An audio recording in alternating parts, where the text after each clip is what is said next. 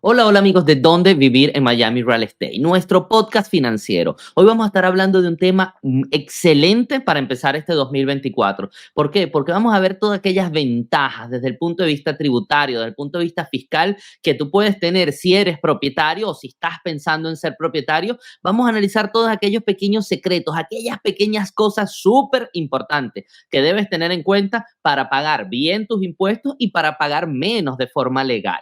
¿Qué pasa? Ten en cuenta que nosotros no somos CPA, simplemente son consejos generales que vamos a dar que sabemos que te pueden funcionar, pero debes hacer una consulta a un profesional antes de hacer cualquier movimiento desde el punto de vista fiscal, antes de hacer tu declaración. Pero con estos pequeños tips sé que te abrirá un camino distinto para que tú puedas tener lo mejor de lo mejor en tus impuestos en este 2024 y en los años subsiguientes si tienes tu vivienda. Como siempre, mi persona Gabriel Peroso, estoy acompañado con nuestro mortgage broker Álvaro Montiel. ¿Qué tal, Álvaro? ¿Cómo estás? Excelente, aquí teniendo algo que va a ser muy importante, sobre todo ahorita que estamos empezando a hacer lo que se llama los tax returns, a darle estos consejos, estas ideas, y como tú dijiste, es muy importante de que ellos hablen con su CPA o accountant para que le dé específicamente a ellos qué es lo que les puede ayudar en su perfil, ¿no? Porque todo el mundo es diferente. Correcto, es así. Cada quien tiene un caso distinto y debes consultar antes de hacer cualquier movimiento de taxes, pero estos consejos generales te van a abrir un nuevo mundo. Cuéntanos, ¿qué pasa, Álvaro, con esos clientes que compraron el año pasado, que compraron recientemente? ¿Cómo pueden mejorar sus taxes? ¿Cómo pueden ayudarse en sus taxes? O aquellos que están pensando comprar en el 2024, ¿qué deben tener en cuenta que va a cambiar desde el punto de vista tributario en sus declaraciones? Claro que obviamente pensé en este tema, estamos empezando a hacer los tax filings para el año 23, obviamente lo que pasó en el año pasado, y siempre escuchamos de que tener una casa es mucho mejor que rentar, de que tenemos más, o sea, hay mejoras en cuanto a taxes, obviamente tiene el valor de la propiedad que va a subir con el tiempo, etcétera. Y entonces tal vez muchas personas no saben de que hay ciertas gastos que hay con la propiedad durante el año que tú lo puedes poner en tus taxes este año, ¿no? Si compró el año pasado o si compró años anteriores y tal vez no lo ha hecho. Ahora, antes de empezar a entrar en estos detalles, tenemos que explicar que hay básicamente dos formas diferentes de que usualmente alguien puede hacer sus taxes. De la primera, y esto sobre todo aplica si la persona es una persona asalariada que le paga por W2 y ya le están quitando sus taxes en sus paychecks. Para las personas que son self-employed o tienen sus propias compañías, ellos nada más lo pueden hacer usualmente de una sola manera, que es haciendo lo que se llama un itemized deduction, que básicamente estás escribiendo línea por línea cuáles han sido tus gastos del negocio o tuyos. Pero cuando la persona trabaja para una compañía, tiene las dos opciones. Tienes la opción de tomar lo que se llama el standard deduction que te da el gobierno, dependiendo si eres una persona single, o sea, si no tienes pareja, si eres una persona casada o si eres Ok, head of household, que básicamente quiere decir que hay dos personas o más en esa casa que correcto. hacen taxes, pero tú obviamente tienes como el mayor gasto y tienes dependents. Entonces ahí es donde eres considerado lo que se llama head of household. Entonces, si te quieres evitar mucha documentación, etcétera, es mucho más fácil. El 99% de las personas toman lo que se llama el standard deduction, o sea, el crédito que le da el gobierno solo por trabajar ese año como W2. Pero también puedes hacer el itemized deduction, que como ya te comenté, es más común en una persona que es self-employed o tiene su propia compañía porque te da la opción de poner línea por línea tus gastos. Pero ¿qué pasa? Hay tal vez años que tú, como, como una persona que tiene su trabajo normal, pueda que tengas gastos sobre ese standard deduction y te sale mejor delinearlo, ¿no? O ponerlo itemized, como dice el nombre, que lo estás poniendo línea por línea, y tal vez te puede salir mucho mejor a ti y puedes pagar menos taxes. O quería hacer más o menos ese hincapié para que las personas Claro. no digan, voy a agarrar el standard deduction, que puede ser X, y aparte quiero hacer el itemized deduction para volver a poner los mismos gastos. Tiene que ser Sí. sobre ese valor. Claro, tienes las 2 formas, ahí es donde tu CPA debe aconsejarte y decirte cuál es la mejor vía que tú puedes tomar para pagar menos impuestos o para aprovechar aquellas deducciones que tengas. Cuéntanos en materia de propiedad, Álvaro, ¿cuáles son esos ítems, esos puntos que nosotros podemos deducir y que te va a ayudar siendo propietario, o sea que ya tienes la vivienda, o sea que la piensas comprar, cómo podría cambiar y cuáles son esos puntos? Por ejemplo, intereses, ¿cómo funciona? Sí, obviamente, si acabas de comprar la propiedad, el año pasado tuviste gastos de cierre y entonces el gobierno, en este caso el IRS, dice, ok, hay ciertas cosas que tú puedes poner como una deducción, ¿no? Para bajar tus taxes, y una de ellas es si la persona pagó puntos para bajar el interés, y eso lo puede ver uno en un papel que se llama Closing Disclosure, que ahí te va a dar los gastos que tuvo la persona línea por línea. Entonces, si pagaste puntos eh, para tratar de bajar el interés ya porque querías tener un interés más competitivo, o a veces tengo clientes que necesitan un interés más bajo para calificar, esos puntos o esos costos de puntos pueden ser acreditados para que pagues menos. Entonces, para darle una idea al cliente, un punto es igual a 1% del valor de ese préstamo. Quiere decir que si la persona tenía un préstamo de 400,000 y pagó un punto, son $4,000. Si pagó 2 puntos, son $8,000. Si pagó 3 puntos, obviamente va subiendo a, ¿sabes? 12,000, etcétera. Hay límites en cuanto uno, o sea, no puedes pagar más de 3, 4 puntos, porque tampoco quieres que se le vaya todo el dinero al cliente en puntos, pero eso quiere decir que tal vez la persona calificaba para un interés a un 8%, que llegaron a ese monto durante el año pasado, pero pagó tal vez 2 puntos para tratar de bajarlo a un 7 o a un 6 y pico para calificar. Esos puntos los puedes poner como un itemized deduction. También los taxes que pagaste durante el año, los property taxes, que te va a llegar un bill de lo que te tocó, de lo que te toca pagar, también eso es deducible. Tienes también lo que se llama el property mortgage insurance. Si entraste con menos del 20%, te van a cobrar un seguro de hipoteca, que es para proteger al lender en caso de que tengan que retomar la propiedad y la tengan que vender por menos de lo que la compró la persona.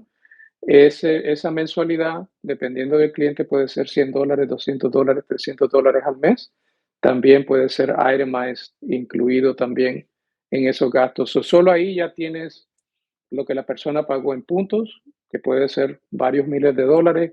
Los property taxes, que también son bastante, dependiendo de la área que viva la persona, pueden ser 2,000, 3,000, 4,000, $5,000 en taxes, más lo que pagaste en Property Mortgage Insurance. Si entraste con menos del 20%, ya entramos en detalle, que puede ser de $100 a $300, puede variar, pero todo eso va sumando y entonces ahí vas teniendo ya unos buenos gastos ahí que podrías poner en tus taxes.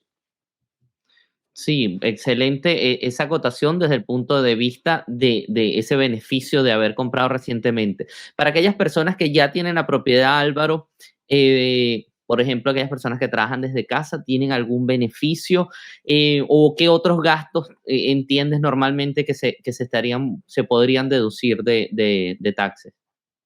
Sí, eso es muy importante. Si la persona es self-employed o 1099 porque trabaja para diferentes compañías o tiene su propia compañía y tiene una oficina en la casa, los gastos de, de ella pueden ponerse también en los taxes. Ahora, un punto que me gustaría hacer bien claro es que la oficina tiene que tener su lugar dedicado en la casa para que les pueda trabajar, y obviamente tienen que hablar con el contador para ello, pero es muy difícil porque de la forma es muy difícil poner este tipo de gastos si la persona tiene la oficina tal vez ya sea en el cuarto o donde está compartiendo en la sala con otras personas y la usa para otras cosas.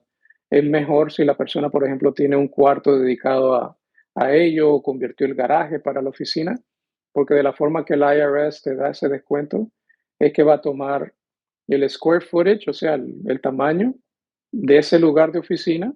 Un ejemplo, la casa es de 1000 pies cuadrados, la oficina la tienes un cuarto que tal vez es de 300 pies cuadrados, entonces representa el 30% de todo el living area de tu casa. En este ejemplo, vamos a decir que el mortgage sea $1000 y lo estoy haciendo de una manera para que podamos entenderlo más fácil. Entonces el IRS dice, ese 30% que viene siendo $300 puede ser acreditado a ti como un gasto por tu negocio.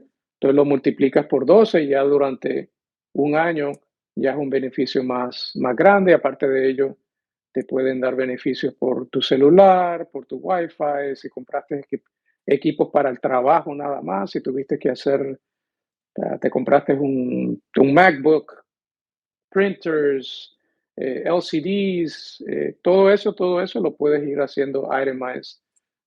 Y obviamente el contador te va a pedir recibos y todo eso para ponerlo ahí, pero eso no te lo cobran, ¿no? Hay un descuento por ello, pero vuelvo y repito que tiene que ser una área dedicada en la casa. Si ya tienes una oficina que está mezclada con un master bedroom, lo tienes en el cuarto de los niños, entonces es un poquito difícil de Ok. obtener ese crédito. Ok, otros créditos solo de enumerar, Álvaro, que son importantes que se puedan deducir en caso de que tomemos la opción de hacerlo por cada item. ¿Cuál podrían ser esos gastos? Gastos comunes serían como childcare services, tú sabes, si tienes que llevar al niño y sabemos que el childcare es bastante costoso, puede ser, o sea, $200, $300 a la semana, que es mucho dinero durante el año. Si tienes que pagar por un babysitter, si tienes algún niño con special needs, si tienes que obviamente tener personas profesionales para que te lo cuiden, todo eso puede ser itemized, como hemos dicho. Si tuviste gastos muy altos, ya sea de dentista o te enfermaste y quedaste en el hospital o tienes que pagar algún tipo de procedimiento y tal vez el seguro no te cubrió cierta parte de ello y tuviste 10,000, $20,000 en gastos, también eso puede ser itemized. Y obviamente si la persona ya es self-employed, es bastante conocido si, o sea, manejas tu carro, puedes poner millas, mantenimiento, eh, alojo, si tienes que hacer mucho travel, tú sabes, por negocio, por cosas de negocio, ¿no? O sea, no te puedes ir con la familia para Disney y decir que ese es un gasto, obviamente, porque te quedaste un día tal vez en algún meeting, pero si es para eso, todo eso puede ser itemized. Entonces, cuando llega, tiene los descuentos de la casa, tal vez childcare, tal vez tuviste alguna otra cosa, trabajas de la casa, todo eso te va ayudando a ir bajando lo que tienes que pagar y obviamente tienes que consultar eso con su contador, ¿no? Claro. Por último, en cuanto a esto, solo referencialmente, Álvaro, ¿cuáles son lo que viene a ser las deducciones estándar del IRS? ¿Tienes cuál es el monto que tenemos para el próximo año o para este año, las declaraciones de este año? Sí, yo te las mandé ahí, si las puedes ver ahí, son Sí, 13,000 y pico por single, si son me puedes ayudar con sí, eso. tengo que me enviaste $13,850 para las declaraciones de soltero, 20,800 para los que son cabeza de familia y Cabecero, sí.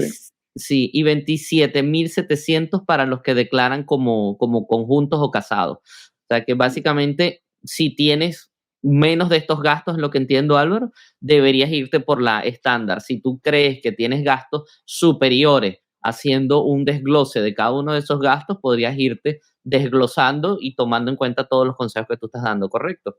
Es correcto, porque ahí puede haber un beneficio que si agarras el standard deduction, no te lo vas a dar. Un ejemplo, Correcto. Ujú. una persona single, compró una casa, tuvo bastantes gastos por punto, etcétera. Tal vez ahí ya te vas sobre los 13,000. Aparte tienes un niño en childcare, Puede que tus gastos Ok. totales sean 20,000 y nada más estás agarrando el standard deduction de 13,000, de 13,000 y pico, ahí sería una mejora hacer lo que se llama el desglose detallado, ¿no? Correcto. Te pregunto ahora desde el otro punto de vista, no de aquellos que compraron una vivienda, sino de aquellos que quieren vender la vivienda. ¿Existe algún beneficio desde el punto de vista fiscal en caso de haber vendido el año pasado o estar pensando vender este año? Sí, es muy importante que estamos hablando de una casa primaria, ¿no? Esto no aplica si es una casa vacacional o second home o una casa de investment. El IRS te da como un descuento sobre el profit o la ganancia que hayas tenido en esa venta si has vivido en la propiedad por lo menos 2 años como casa primaria. Y esto no necesariamente tiene que ser continuo, sino que tiene que ser durante el tiempo que has tenido la propiedad. Quiere decir que tal vez tú empezaste viviendo en ella el primer año como casa primaria, algo cambió en tu situación, tuviste que rentarla por X razón, 1 o 2 años, pero después regresaste y viviste en ella un año o más, ya tienes los 2 años que te pide el IRS para que no te cobren sobre la ganancia de esa propiedad. Si eres una persona single, o sea, no tienes pareja, Ok. son en los primeros $250,000 de ganancia, no te van a cobrar lo que se llama capital gains tax, que usualmente es un 30%, un 25%, dependiendo del bracket de la persona. Y si eres una persona casada, no te van a cobrar sobre los primeros 500,000, o sea, se duplica porque son dos personas. Entonces, en un ejemplo, puedes tener a alguien que compró la casa por $100,000 hace 10 años o 8 años y ahora decidió venderla y hay una ganancia o sea, la vendió en 700,000, hay una ganancia de 600,000, no le cobrarían taxes sobre los primeros 500 y le cobrarían taxes sobre los últimos 100,000, que en este caso sería más o menos el 30%, dependiendo del bracket de donde quede. Si la ganancia es mucho menos de esos 500,000, obviamente no le van a cobrar taxes sobre ella. Eso es algo muy importante que las personas no saben. Y el otro punto es que se acuerden de hacer el homestead exemption, que ya lo pusimos en otro video anteriormente, porque para la Florida se va a expirar ya a fines de febrero. Marzo primero es el deadline. Por favor, hablen con su oficial de préstamo o con el realtor que les ayudó para que le digan o le indiquen más o menos qué es lo que tiene que hacer, porque si ya no lo hacen para marzo primero, tienen que esperar hasta el próximo año. Sí, correcto. Importante, ese podcast lo etiquetamos en este punto del programa para que ustedes lo vean. Ahí van a tener todo el detalle de cuáles son los beneficios del homestead, de esa excepción que les va a ayudar a también ahorrar taxes de lo que tienen que ver de la propiedad. Álvaro, ¿algún punto adicional que comentar? Creo que está muy, muy bueno, muy bien desglosado cuáles son esos beneficios, cómo funcionan. Mucha gente con lo que tú dijiste al principio, entre rentar y comprar, bueno, siempre te dicen, comprar tiene más beneficios, aquí lo estamos desglosando, son importantes los beneficios que puedes tener, pero tienes que saber consultar a tu CPA y saber las dos modalidades, ya sea estándar o ya sea que tenga los gastos. Lo que es definitivo, creo, Álvaro, es que si tú compraste el año pasado para declarar este año, si piensas declarar de este año, tu declaración del año que viene, todo eso, vamos a decir, esa operación de comprar la vivienda tiene algunas deducciones importantes que pueden hacer que te ayuden en los impuestos, ¿correcto? Es correcto. También quería recordar, ya que estamos hablando del tema de los taxes, para las personas que trabajan por su cuenta, que son self-employed, hablen con sus contadores si están pensando en comprar una propiedad este año, porque lo último que quieren es que les pongan demasiados gastos y entonces el ingreso que usa el banco no es el ingreso bruto, sino es el ingreso neto. Y entonces desgraciadamente, le ha pasado a muchos clientes que ponen demasiados gastos y después hablan con un oficial de préstamo y le dice, mira, tuviste muchos gastos este año, trata de minimizar los gastos si quieres comprar propiedad, porque el banco toma en cuenta ese net income, no lo que ganó la compañía, sino es cuánto está. Y entonces es muy importante que trabajen con su contador y también trabajen con un oficial para que más o menos tengan una buena idea de lo que tienen que hacer en ese punto, ¿no?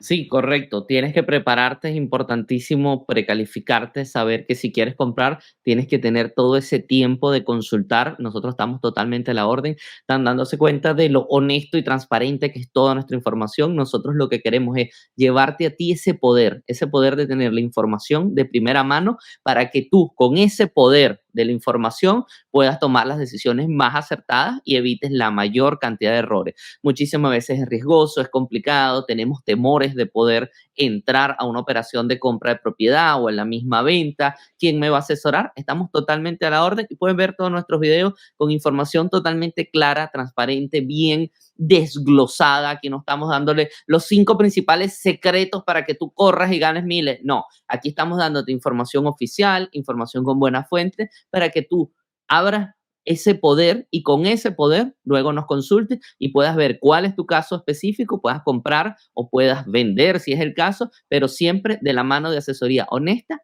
clara y transparente. Muchísimas gracias, Álvaro. ¿Algo adicional que quieras decir en el programa?